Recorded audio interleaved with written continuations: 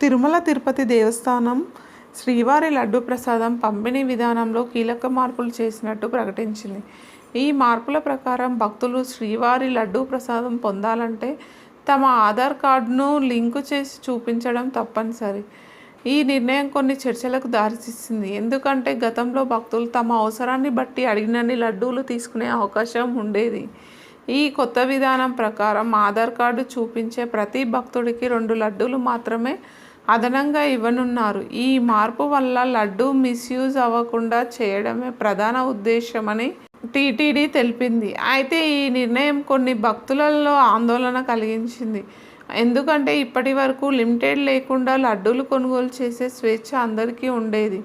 రద్దీ సమయంలో లడ్డూ ప్రసాదం విక్రయాలపై కొన్ని ఆంక్షలు కూడా విధించినట్టు టీటీడీ తెలిపింది. నేటి నుండి అమల్లోకి వస్తున్న ఈ విధానం ద్వారా రద్దీ సమయంలో లడ్డూలు తక్కువ మొత్తంలో మాత్రమే విక్రయించనున్నారు. ఈ మార్పులు తాలూకు వివరాలకు టీటీడీ ఇంకా పూర్తిగా వెల్లడించలేదు. కానీ భక్తులు ఈ నిర్ణయాన్ని ఎలా స్వీకరిస్తారో చూడాలి. ఆధార్ కార్డు లింకుతో లడ్డూ విక్రయాలపై కొన్ని విమర్శలు కూడా వచ్చాయి. ఎందుకంటే భక్తులు తమ పూజా కార్యక్రమాల్లో శ్రీవారి లడ్డూ ప్రసాదాన్ని విస్తృతంగా వినియోగిస్తారు. ఇలాంటి సమయంలో ఆధార్ కార్డు తప్పనిసరి చేయడం ద్వారా భక్తులు అనేక సవాళ్లను ఎదుర్కోవాల్సి రావచ్చు. ఈ మార్పులపై వస్తున్న ఆరోపణల నేపథ్యంలో టీటీడీ త్వరలోనే అధికారిక వివరణ ఇవ్వనుంది. టీటీడీ ప్రతినిధులు ప్రకటించిన ప్రకారం ఈ నిర్ణయం భక్తులకు నష్టం కలిగించకుండా జాగ్రత్తలు తీసుకుంటున్నట్టు చెప్పారు. టీటీడీ ప్రతినిధులు భక్తులను ఈ మార్పుల గురించి అవగాహన కలిగించేందుకు ప్రయత్నిస్తున్నారు.